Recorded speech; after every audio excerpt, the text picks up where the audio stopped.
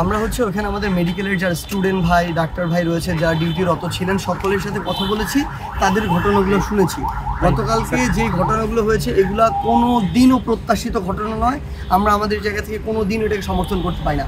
আমার একজন ডক্টর ভাইকে না জেনে না শুনে, উনি ওইটার সাথে ইনভলভ কিনা, ওনার কোনো দায় আছে কিনা কিচ্ছু না জেনে তাকে ফিজিক্যালি অ্যাসল্ট করতে, অর্থাৎ মারতে মারতে এখানে নিয়ে আসা হয়েছে ডিরেক্টরের রুমে। এটা কি কোনো একজন সুস্থ মানুষ করতে পারে? পুরো বাংলাদেশের একজন সুস্থ স্বাভাবিক মানুষ কোনো এটা মানতে পারে না। আমরাও এটা মানতে পারি না। ওনাদের জায়গা থেকে ওনারা বেশ কয়েকটি দাবি জানিয়েছেন। এর মধ্যে আমাদের প্রথম যেটি জানিয়েছেন সেটি হচ্ছে যে ওই যারা এই কাজগুলোর সাথে জড়িত ছিল, এই দুর্বৃত্ত, আমরা তাদেরকে সন্ত্রাসী বলবো, যারা এই কাজগুলোর সাথে জড়িত ছিল তাদেরকে যেন গ্রেফতার করা হয়। আমরা শতভাগ একমত। আমরা বলি যে তাদেরকে দ্রুততম সময়ের মধ্যে, সম্ভব হলে আজকের মধ্যে গ্রেফতার করা হোক। এবং দ্বিতীয়ত বলেছেন যে এখানে নিরাপত্তা নিশ্চিত করতে।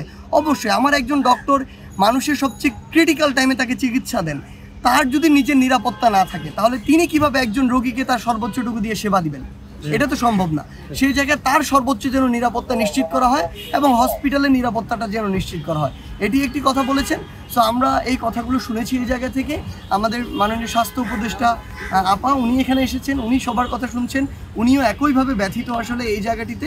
তো আমরা চাই এটি দ্রুততম সময়ের মধ্যে হোক। এবং আমরা আমাদের জায়গা থেকে শুধু আমার ডাক্তার ভাইদেরকে একটি জিনিস অনুরোধ জানিয়েছি, প্রত্যেকটি ক্রান্তিকালীন সময় মহামারীতে তারা যেভাবে সব কিছু ভুলে গিয়ে, নিজের কথা ভুলে গিয়ে এই মানুষদেরকে সেবা করেছেন, সেটা করোনা বলি আর যে কোনো সময় বলি, ওই সেবাটা আসলে জারি রাখতে হবে।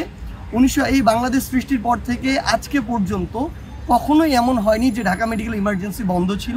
আমরা তাদেরকে অনুরোধ জানিয়েছি যে আপনাদের সাথে যেটা হয়েছে আমরাও একমত, আমরাও সমব্যথী, আমরাও চাই দ্রুততম সময়ের মধ্যে বিচার হোক, কিন্তু অনুরোধ জানিয়েছি যেন ইমার্জেন্সিটা খুলে দেওয়া হয়। কারণ এমন অসংখ্য মানুষ থাকে যারা আসলে আমাদের মতো তাদের সাথে সমব্যথী, কিন্তু তারাই আজকে যদি ইমার্জেন্সিতে এসে মানে নেসেসারি যে চিকিৎসা হঠাৎ প্রয়োজন বা ইমার্জেন্সি প্রয়োজনটি না পায়, যদি তার সাথে খারাপ কিছু হয়ে যায়, আল্লাহ না করুক, এটা তো আমরা আসলে নিজেদেরকে, আমি জানি আমার ডাক্তার ভাইরাও তারাও নিজেদেরকে এই বিষয়ে তখন আসলে ক্ষমা করতে পারবেন না।